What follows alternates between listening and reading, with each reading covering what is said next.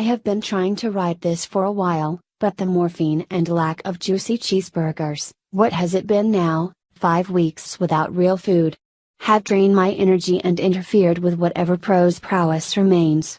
Additionally, the intermittent micronaps that keep whisking me away mid-sentence are clearly not propelling my work forward as quickly as I would like. But they are, admittedly, a bit of trippy fun. Still, I have to stick with it, because I'm facing a deadline, in this case, a pressing one. I need to say this, and say it right, while I have A, your attention, and B, a pulse. I have been married to the most extraordinary man for 26 years. I was planning on at least another 26 together. Want to hear a sick joke? A husband and wife walk into the emergency room in the late evening on September 5, 2015. A few hours and tests later, the doctor clarifies that the unusual pain the wife is feeling on her right side isn't the no-biggie appendicitis they suspected but rather ovarian cancer. Continue reading the main story. As the couple head home in the early morning of September 6, somehow through the foggy shock of it all, they make the connection that today, the day they learned what had been festering, is also the day they would have officially kicked off their empty nestering. The youngest of their 3 children had just left for college. So many plans instantly went poof. No trip with my husband and parents to South Africa.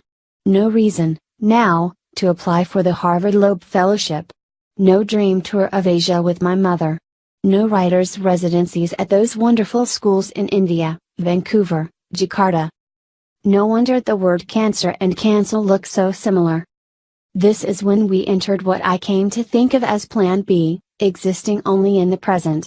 As for the future, allow me to introduce you to the gentleman of this article, Jason Brian Rosenthal.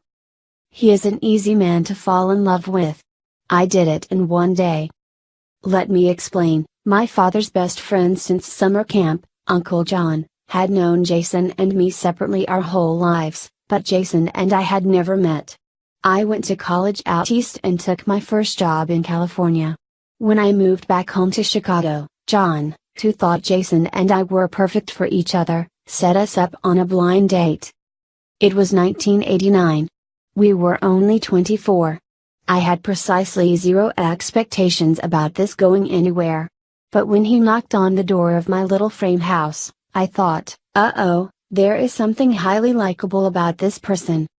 By the end of dinner, I knew I wanted to marry him. Jason? He knew a year later. I have never been on Tinder, Bumble or eHarmony, but I'm going to create a general profile for Jason right here, based on my experience of coexisting in the same house with him for, 9,490 days. First, the basics. He is 5'10", 160 pounds, with salt and pepper hair and hazel eyes. The following list of attributes is in no particular order because everything feels important to me in some way. He is a sharp dresser.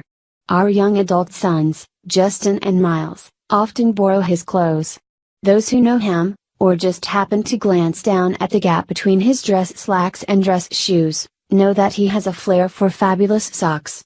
He is fit and enjoys keeping in shape. If our home could speak, it would add that Jason is uncannily handy. On the subject of food, man, can he cook. After a long day, there is no sweeter joy than seeing him walk in the door, plop a grocery bag down on the counter, and woo me with olives and some yummy cheese he has procured before he gets to work on the evening's meal. Jason loves listening to live music. It's our favorite thing to do together.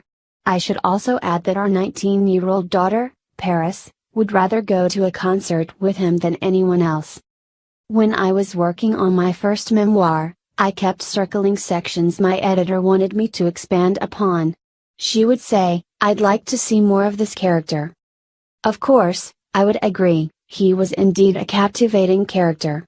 But it was funny because she could have just said, "Jason. Let's add more about Jason. He is an absolutely wonderful father. Ask anyone. See that guy on the corner? Go ahead and ask him, he'll tell you. Jason is compassionate, and he can flip a pancake. Jason paints. I love his artwork. I would call him an artist except for the law degree that keeps him at his downtown office most days from 9 to 5. Or at least it did before I got sick. If you're looking for a dreamy, let's go for it travel companion, Jason is your man. He also has an affinity for tiny things, taster spoons, little jars, a mini sculpture of a couple sitting on a bench, which he presented to me as a reminder of how our family began. Here is the kind of man Jason is. He showed up at our first pregnancy ultrasound with flowers. This is a man who, because he is always up early, surprises me every Sunday morning by making some kind of oddball smiley face out of items near the coffee pot, a spoon, a mug, a banana. This is a man who emerges from the Minimart or gas station and says, "Give me your bomb." And, voila, a colorful gumball appears. He knows I love all the flavors but white. My guess is you know enough about him now. So let's swipe right. Wait. Did I mention that he is incredibly handsome? I'm going to miss looking at that face of his. If he sounds like a prince and our relationship seems like a fairy tale, it's not too far off, except for all of the regular stuff that comes from 2.5 decades of playing house together. And the part about me getting cancer. Bleck. In my most recent memoir, written entirely before my diagnosis, I invited readers to send in suggestions for matching tattoos, the idea being that author and reader would be bonded by ink. I was totally serious about this and encouraged submitters to be serious as well. Hundreds poured in. A few weeks after publication in August, I heard from a 62-year-old librarian in Milwaukee named Blett. She suggested the word more. This was based on an essay in the book where I mentioned that more was my first spoken word, true. And now it may very well be my last, time shall tell. In September, Paula drove down to meet me at a Chicago tattoo parlor. She got hers, her very first, on her left wrist. I got mine on the underside of my left forearm, in my daughter's handwriting. This was my second tattoo. The first is a small, lowercase j that has been on my ankle for 25 years. You can probably guess what it stands for. Jason has one too, but with more letters, AKR. I won more time with Jason. I won more time with my children. I won more time sipping martinis at the Green Mill Jazz Club on Thursday nights. But that is not going to happen. I probably have only a few days left being a person on this planet. So why I am doing this? I am wrapping this up on Valentine's Day, and the most genuine, non-vase-oriented gift I can hope for is that the right person reads this, finds Jason, and another love story begins. I'll leave this intentional empty space below as a way of giving you the fresh start you deserve.